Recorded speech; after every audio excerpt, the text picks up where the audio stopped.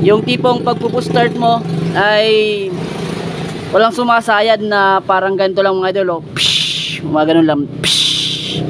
Okay? So ito yung problema niya mga idol, oh. Yan. So pag i-start natin dito sa starter, iikot to, iikot din to. Hindi niya nadadala yung magneto o yung flywheel. Ayan. So ayan, oh. So ano yung sala rin yan mga idol? Yung may problema niyan yung Bendix drive. So sa video na ito, papakita ko sa inyo kung paano magpalit ng Bendix drive.